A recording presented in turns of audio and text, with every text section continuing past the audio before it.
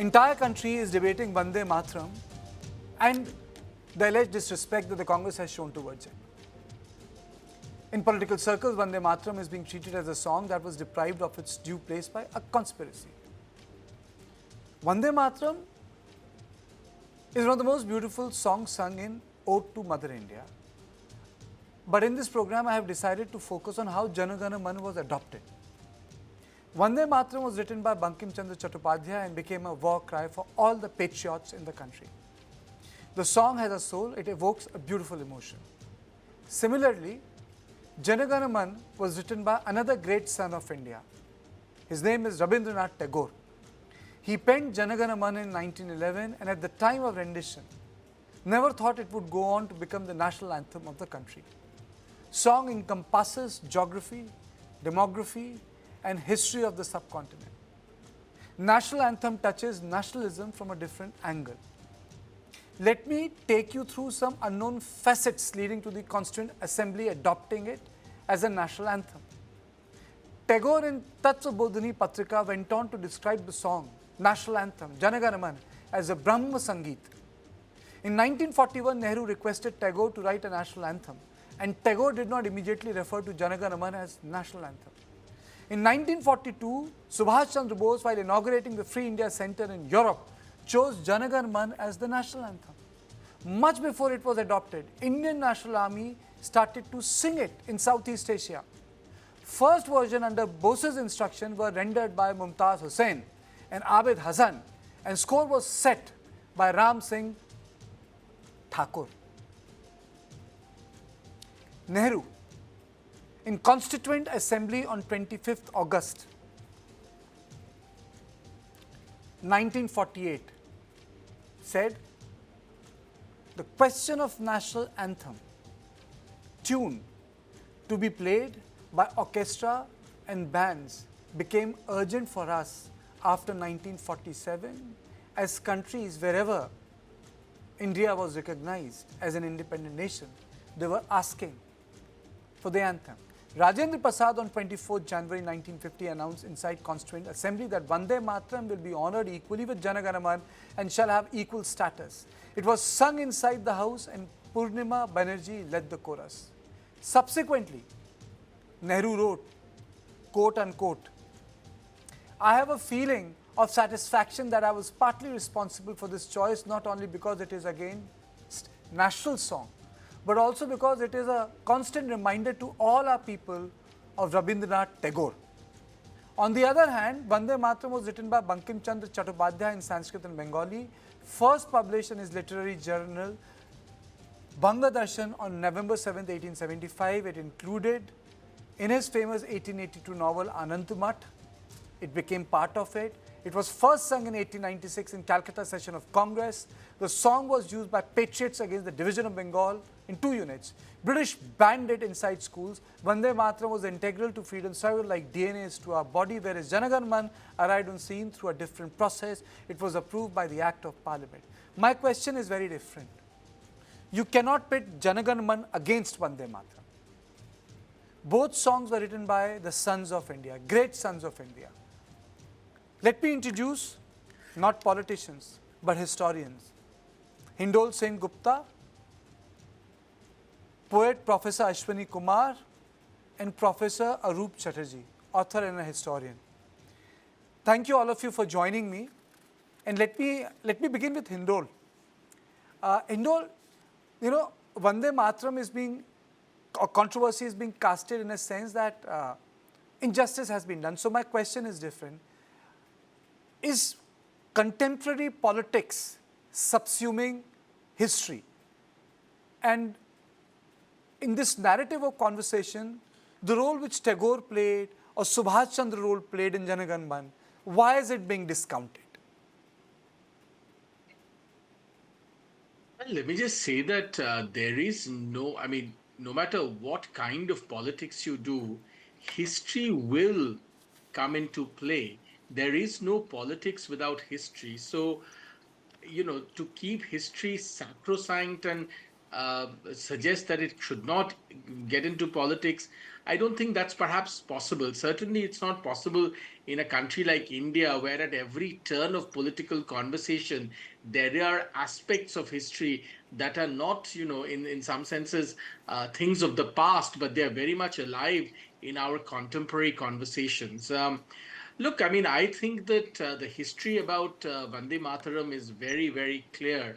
There was a particular reason due to which it became controversial, and we can talk about that reason. And the Congress party at that time actually only effected a compromise solution to try and bring all parts of society into the national movement. I want to highlight and underline, though, that that compromise failed. And as Pandit Jawaharlal Nehru and Sardar Patel realized by the time independence came and right before independence, that no matter how much compromises offered on the table, the Muslim League and Jinnah would not be appeased, no matter what you do. So all of this, then, the poor Vande Mataram got stuck into this controversy. But having said that, I do think Jana Gana Mana is actually in many ways a perfect anthem. So I would not, at least as a historian, pitch the two against each other. I don't think that's very valuable. I do think Vande Mataram is extremely powerful. It evokes something that Jana Gana Mana actually cannot evoke, a particular kind of almost transcendental fervor. We cannot forget, and I dare say we should not forget, that young men as young as 16 and younger went to the gallows singing Vande Mataram. We cannot forget this, and we should never forget this. We forget this at our peril. Having said all of that, I think Jana Gana Mana is particularly apt as a national anthem for India. And like I said, I do not pitch the two against each other. Okay. Your opening comments, Professor Ashwini Kumar, and our national song and national anthem at variance from a sociological point of view. From the point of view of poetics, how would you encapsulate or imagine them both? So before I begin with the poetics, I can see Arup also here, and Hindol. I mean, like so beautifully, Hindol, spoke about Vande Mataram as the soul force of the nation. For me, on the lighter note first, it seems like we are back to Bengal again. I mean, like what Bengal thinks today, India will think tomorrow. It seems like, the story of Bengal, because I come from Bihar and very proud Bihari belonging to Bengal, So for me, the separation hasn't happened. So consider myself, a Bengali too. So on that lighter note, I mean, I'm very happy that Bengal has become the center of discussion. At least both of them. Look at the poetic fervor of Anand Math, and then also look at Tagore. So this is where the very poetics of Jana Gana Mana, and this is where I was just remembering, what happened to Vande Mataram, where did it disappear in the sense of inclusion and the soul force of the nation after 1925? If you recall, perhaps historians know it better than me, that until 1925, the great Hindustani classical singer Vishnu Digamba Sahab used to sing in Rag Cafe Vande Mataram at every Adhivation conference of Congress until 1925. So today what's happening is like the ghost of the history is haunting us. And especially after 1925 onwards, when India got into this partition mode. So this is where I'm remembering Guljar Sahib famous Najm, मुझे आजकल हिंदुस्तान में दो हिंदुस्तान दिखते हैं. Is it the time that we should pit national anthem against national song, or should we think about one Hindustan?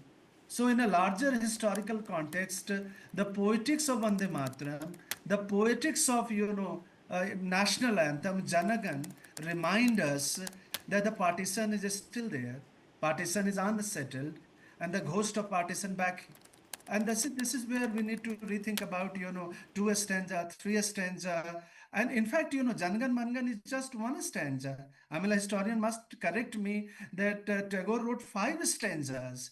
And when it reached, Subhas Babu in 41, 43, I mean, like he called it Qaumi Tarana. Qaumi Tarana, perhaps time has come when we should merge both songs and call it once again Qaumi Tarana. And that will, fit into the spirit of constitutional patriotism and also the soul force of the nation. And that is why the young revolutionary, the Gen Z of that time, sang, like Anusilan Samiti members and others, so fervently, so passionately, releasing the repressed voice of the nation. So this is where I would just, come with my opening remarks. Let me go across to Professor Arup Chatterjee, your opening remarks on this. Even Tagore defined Jana Gana Mana as a Brahmo Sangit. I was just going through a couple of books. People say that, Vande Mataram is also, Vande Mataram has deeper connotation with the Indian subcontinent as a mother, or in terms of nativity or nourishment. But when we look at, Bharat Bhagya Bitata or Jai Ho, even a lot of serious scholars have said that, that's a subtle reference to divinity even in Jana Gana Mana. And Tagore, in one of the patrikas, he said, it reminds me of Brahmo Sangeet. So he frames Jana Gana Mana differently at that point of time. Prabodhani Patrika. Yeah, thank you, Karthikeya, for that question and your warm welcome. I highly resonate with two of my fellow panelists, Hindol and Professor Ashwini Kumar here. Since you asked a very pointed question of me about Tagore, now I think it's become somewhat unfashionable to acknowledge this in public nowadays, but I will nonetheless. Tagore was a Brahmo. So it is, of course, not surprising to find many elements and indeed deliberate elements of Brahmo Sangeet in Rabindranath Tagore. He wrote famously Gitanjali, which won him the Nobel Prize. And Gitanjali is to a nameless, faceless, formless divinity. As for this polarity that has, started to exist between Vande Mataram and Jana Gana Mana, I think on the one hand there is a productive epistemic polarity, an intellectual polarity, which you have already referred to. That is the polarity or the difference between dualism and non-dualism. Brahma Sangeet, by definition, is in reverence to Lord Brahma, or elements of Brahmic, if that's the right word I'm looking for, elements of a Brahmic cosmic order, and dualist poetry of the sort that Vande Mataram is directly in reverence to Mother Kali, or forms of Shakti that Bengal is very eminent for. Now, what strikes me as very interesting, I wouldn't say ironic or tragic, but simply interesting, is that the kind of epistemic universe that Shakti worship implied around the time of 1905, wherein Vande Mataram was picked up by somebody like Maulana no less, Maulana Muhammad Akram Khan. And he sought to examine how Vande Mataram represents several elements, almost in the order of Darashiko, one might argue, how Vande Mataram represents several traditional elements of both Hindu and Muslim society. And as my fellow panelists have already hinted at the fact, it became the war song during the partition of Bengal in 1905. So it strikes me as very interesting and very paradoxical that the partition of Bengal in 1905, that became arguably the blueprint for a lot of the partition of 1947. In these two episodes, Vande Mataram starts playing two very, very different roles.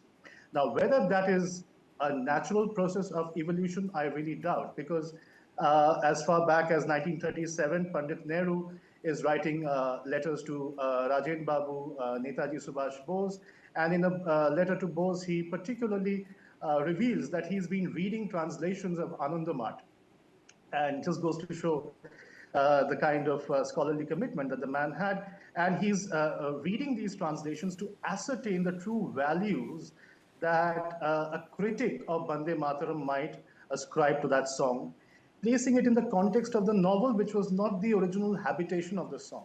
The song was integrated into the novel much later.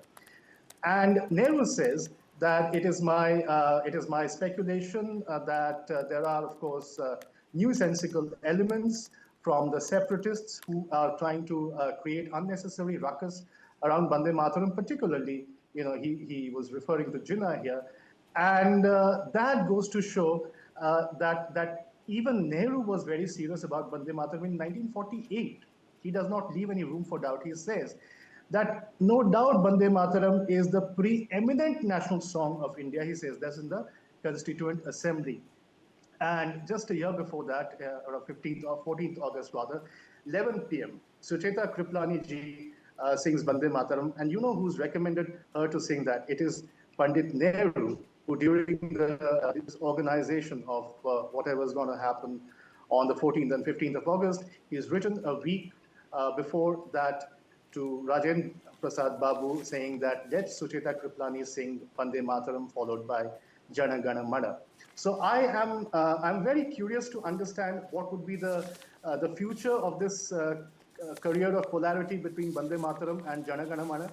I would like to share this personal experience of mine. I grew up with a little bit of musical training, and it always surprised me why I learned Jana Gana Mana when I was You know, in the I al- I also find this, I also find this contrast slightly uh, unreal, because if you look at the works of Rabindranath Tagore, I mean to say, I have no words as a little man to describe what he wrote, how much he wrote, what he did. I mean to say, people, I mean, very from Amar Shonar Bangla, Ekla Chalo. I mean to say, I just fall short like a little ant. On the sort of work which Rabindranath Tagore has written. But what really surprised me, Hindol, and something which I again referred in the papers, Jawaharlal Nehru, from the context of Jana Gana Mana, was thinking of how to marry it with an orchestra, the military band. So, which means that there was a discontinuity. The imagination of Vande Mataram in context of freedom struggle and birth of a nation, and how will it be played in the Western countries, in the embassies, where military bands were integral to the music of the nation states in Europe. That I found it pretty interesting.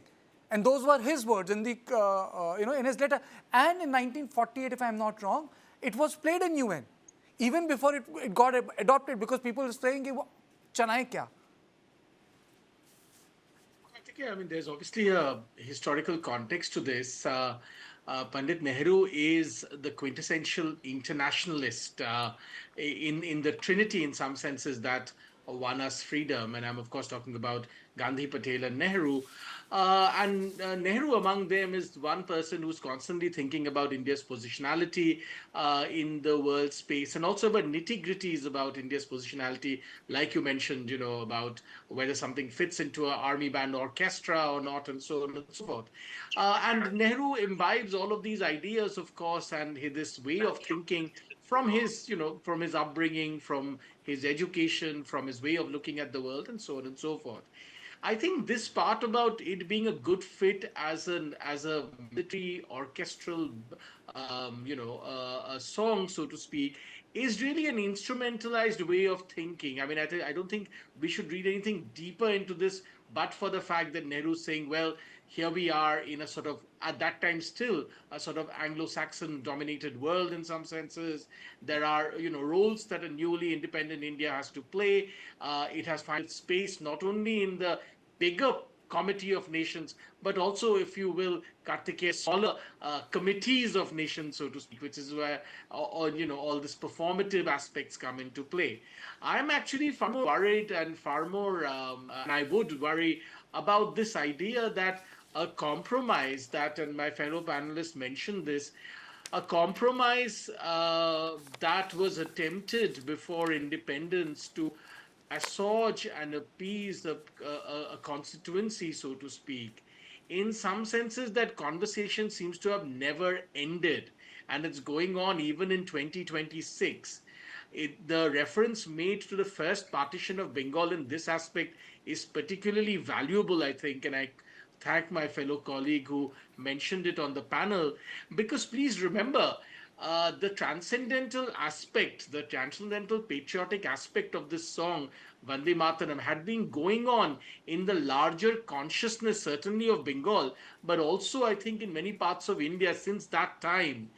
And to have this debate again in 2026 on whether we can sing the full song or not, or who likes it, who doesn't like it, whether there are references to God. Let me say this, Kartikeya, I mean, we should not forget, as people interested in history, that there are more than 60 countries in the world where their national song or anthem in some way or the other refers to the idea of God. Now, please remember, even in the Star Spangled Banner, there is a verse that refers to God. What are they talking about? Obviously, they're talking about, quote unquote, the Christian God.